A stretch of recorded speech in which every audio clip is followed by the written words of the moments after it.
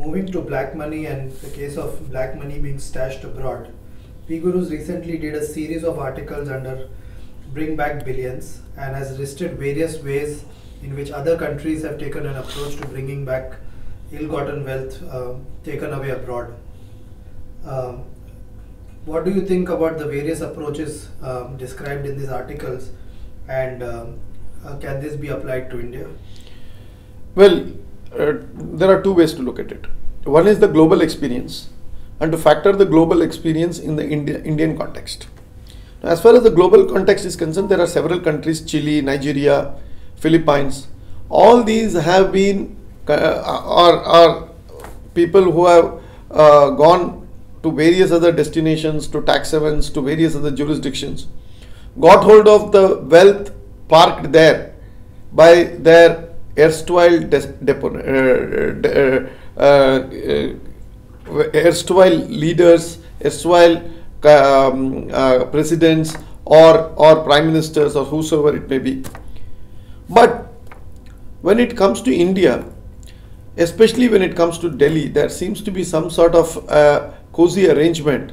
Whether you are in opposition or whether you are in power, somewhere there seems to be a consensus that we should not go after the billions. Now, if this consensus approach is adopted in India, where you throw out one party through democracy, but in effect you do not throw out the system, and unless there is no systemic change, we would see once again the same set of people in a different form. And in such a cases, what we are replacing is Tweedledee with Tweedledum. And what happens is Tweedledee's money is protected by Tweedledum. And Tweedledum's, when he goes out of office, Tweedledee comes in and protects Tweedledum's money. So unless we are going to look at a systemic change, we are not going to bring back these billions. How do we bring about this systemic change? Now, last year the government enacted what is called as a Foreign Asset Undisclosed Asset Act. And they said if you don't have if you have a foreign asset, don't disclose it and you don't pay tax on it, now and here we are going to penalize you. After so much of advertisement, the government got around 5,000 crores worth of assets disclosed and got a paltry 3,000 crores of tax. This year it has gone on a tax disclosure scheme, and despite all the efforts of the government, and that scheme is supposed to end by 30th September, today we are in the first week of September, I as a chartered accountant can safely say that at this point in time the scheme is not attracting enough traction. Now, why is it the people are not impressed with such schemes? They know that the government of India lacks the administrative skill, the political spine and the necessary ability to go after these billions. And unless the cartel or the cabal in Delhi is destroyed, unless the cabal is put in its place, unless Narendra Modi ji comes back and tells this cabal and destroys this cabal in Lutyens Delhi, this Lutyens Delhi gang will somehow or the other ensure that they will do all the rain dances, they will do all the war dances, they will do all that it takes to enact another legislation, but actual bringing back money from abroad will be stymied, it will be prevented, it will never happen. So unless men of integrity, you can have all sorts of law, you can have all sorts of legislation, all sorts of regulations, and unless you have men of integrity, you cannot bring back these billions. Remember, mathematically, anything multiplied by 0 is 0, and that is what is happening in this country today. That we have the best of the Prime Minister, the best of intention, but nothing is happening on ground in terms of bringing back billions, for the simple reason that the second rung leadership, political class, bureaucracy, judiciary, media, NGOs, a whole gang of them collectively believe that this should not happen, this should be prevented, and is working at the cross purposes with the Prime Minister, probably bringing disrepute to the Prime Minister. And in such a case, it is going to be a huge challenge for Mr. Narendra Modi in the next 2.5 years of his term to try and tackle this problem, because on one hand he has to tackle this problem, on the other hand he has to also take this politically, because already political leadership across political spectrums are repeatedly taunting Mr. Modi as to where is this 15 lakh rupees in my account. And unless Mr. Modi takes a very clear decisive step in tackling this foreign money parked abroad.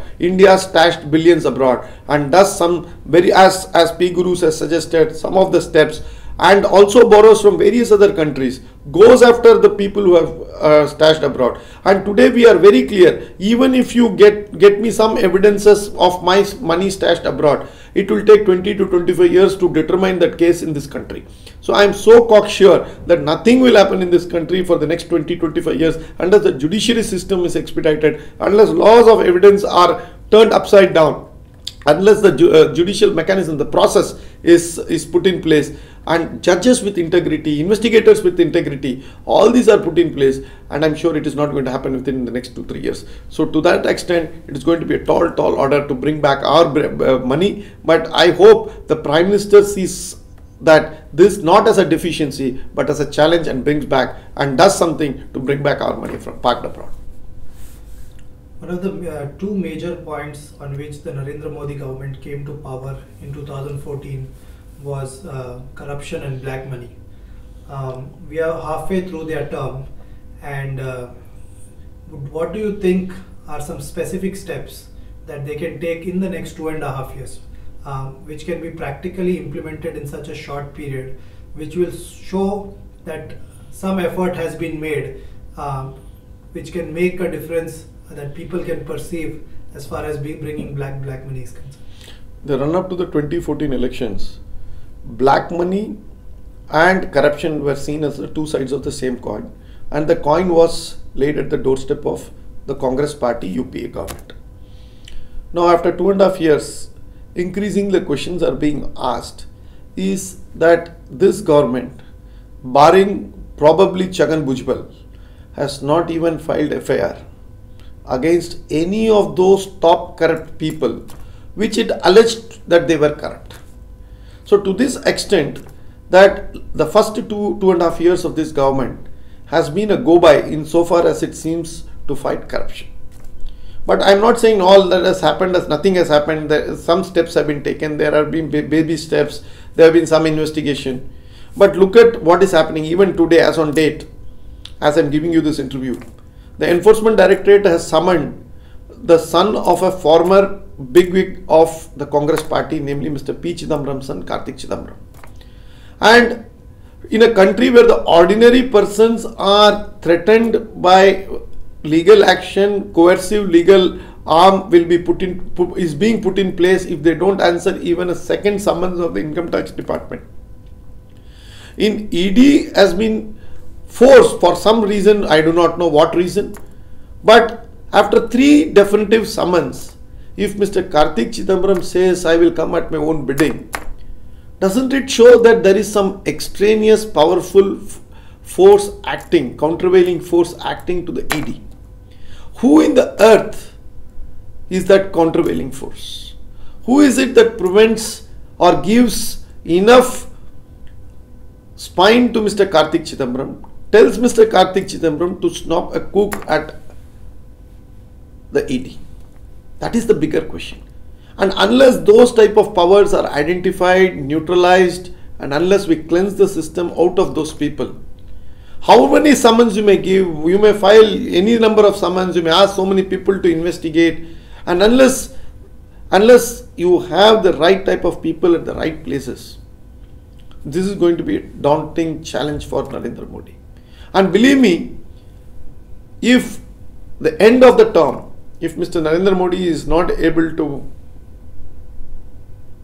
penalize those people who have actually violated the law, whom he himself has alleged have violated the law in the run-up to the 2014 elections, it is going to be a huge task in explaining his failure to the public. So what needs to be done? As I said, men of integrity are paramount in any system.